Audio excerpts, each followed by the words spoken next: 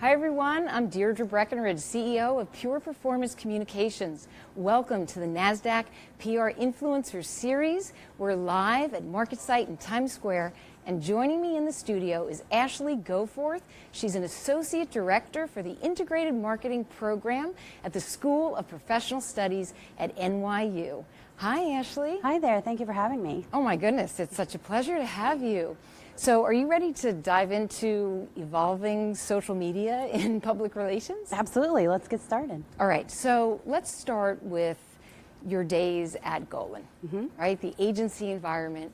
How are you seeing social media evolve in public relations, and maybe what were some of the obstacles?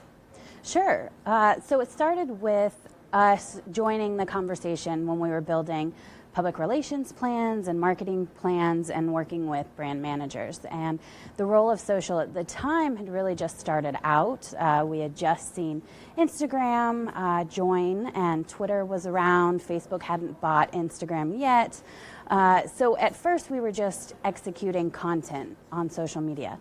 And then as time evolved and as social media became more important to the communication efforts, I saw that my role and our team's role in digital and social became more strategic. So less as a tactical execution point, it became more of how are people going to respond and what conversations can we anticipate. So we started having a larger role at the table with brand management, developing content, developing even the communications, and sometimes developing the talking points as well. Yeah, that's really interesting. I like that you said it's the strategic and not the tactical. So were those the big growth areas? Is that what you were experiencing? You sort of saw blowing out the content. Was there anything else that you noticed as far as social media and PR?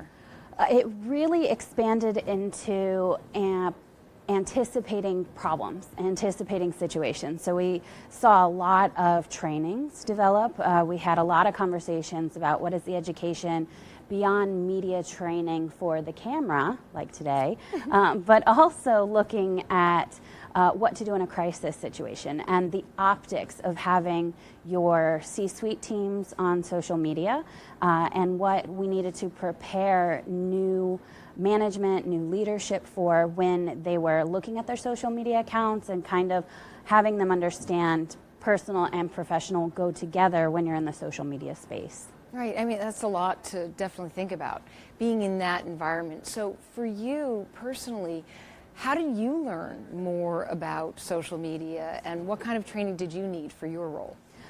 One of the things that I loved about social media training and understanding was that I got to really play around on the social channels. So every level of our social media teams were joining new channels, we were learning about the emerging technology, and we were taking the time to explore the space as a consumer first before we were trying to figure out how it could be utilized as a communication tool or medium. So that's how I really got started with my training and education. And then it became more theoretical. So understanding marketing strategies, understanding the theories and psychology behind why we make decisions, why we engage on certain platforms, how we communicate, the medium being the message, as well as also being the content. So it was an evolving role for me, and it's definitely grown over the years as to what's available. And now it's expected that you take trainings, you understand things a little bit more as you go along. Yes, always a lot of training, a lot of learning. So then we can kind of fast forward a little bit because you ended up teaching. Yeah. Right? So when I first met you, you were onboarding, I think, for the same class that I was teaching at NYU, right, a social media objectives and strategies course. So what was it like to then bring that into the classroom environment? Biggest success, greatest challenge? It was a lot of fun. One thing that I had noticed in starting social media accounts or plans for brands is that a lot of time you spend your day training people. So it was nice to get into a classroom setting and be able to train future leaders and strategists on social media, like when we met. And one thing that was great and that I get the chance to every day at the School of Professional Studies at NYU is that we're all practitioners. So you lean heavily on things that you do at your day job, and then you transfer them into real case studies that you can then share with your students in real time. So things like tracking marketing campaigns, or a lot of times you'll see crisis communications with social media, Twitter or Facebook, and you're bringing that into the classroom, which is a lot of fun.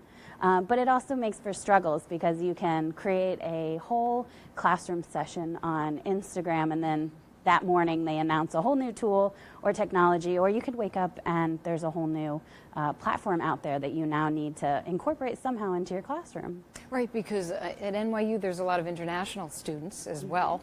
So maybe what we're experiencing in the US with Instagram or Facebook or Twitter, when you have students from other countries, they're certainly on other social media that they want to talk about as well. Yeah. So I found that really interesting.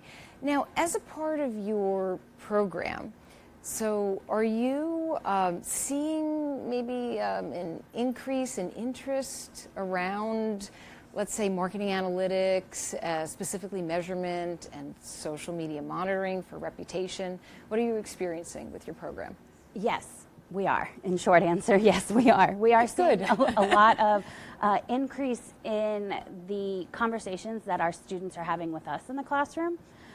So it's less that social and digital is a build on your traditional public relations campaigns. Now it's a given. So they know that their employers, and the instructors and administrators know that employers are looking for certain skills. And as we all know, data is so important that we are seeing an increase in our marketing analytics concentration, and that is kind of a direct result of what we're seeing in the industry. So it's a lot of fun to see students come in with some knowledge, and they build on that with their instructors to really expand. And one of the focuses and struggles of being an instructor is that you aren't always teaching what's going on now, as we know. So it's not just about using what we know today on social media, but planning for those emerging platforms and training future leaders in marketing and public relations on how they're going to be able to apply a scenario that they've seen or studied in the classroom into a new technology that doesn't exist yet. Because as we know, so much doesn't exist, or it'll be changing in a year. It's true. It's always changing.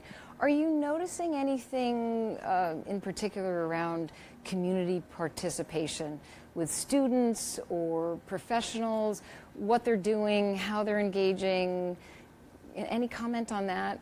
Or where they're hanging out? Sure. Well, there's a lot of digital and online community. So we'll see that in our classrooms on how they want to engage with their instructors. We also see that in the types of case studies that they bring in to the classroom, and how we engage with brands overall. So if there's a brand that you feel you have ownership over because you engage with them, because you've become an influencer as a consumer, we try to bring that into the classroom on how you're going to relate to that consumer. How are you going to predict their needs? How are you going to have a two-way dialogue with them? Which is very similar to how we understand social media's use within public relations for a brand. So it's very similar and kind of crosses over into the classroom on how you engage with your students and how you relate to them. Yeah, I find it really important what you bring into the classroom, and also your classroom is extended everywhere that you go. I mean, I know being a professor in the classroom or teaching online, they're finding you everywhere. Mm-hmm. And it's really nice that you can have your class almost on Twitter as a back channel or a Facebook group. So you see a lot of expansion, but always keeping an eye, and the monitoring helps a lot too, to know what's going on and to keep up with the conversations. Yes, absolutely. Definitely. So from all of your different roles that you've played, because you have different perspective, I'm sure, from agency, classroom, now NYU and your program, what's next when you think about the evolution of social media and PR?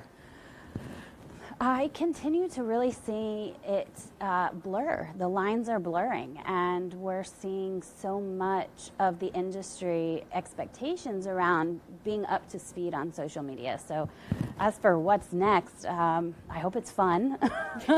I know that it's always important for us to continue learning, and I think that's what our instructors bring into the classroom. And for me, that's where I am. I'm always constantly learning what are the new channels, what are people interested in, and looking at campaigns that brands are doing. That's really where I have a lot of fun, is seeing how you're expanding in whatever industry you're in.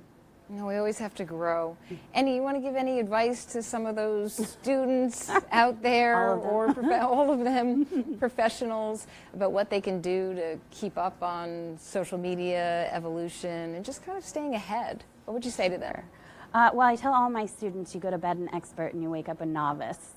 So I always suggest that my students look at where they want to be in 3 years and try to anticipate where the brand that they're working for or the place where they want to work should be in 3 years, and project and plan against that. So follow industry leaders, follow them on social media. And also, I've gotten some advice over the years that has really helped me, which is look at industries that are completely unrelated to the one that you're in.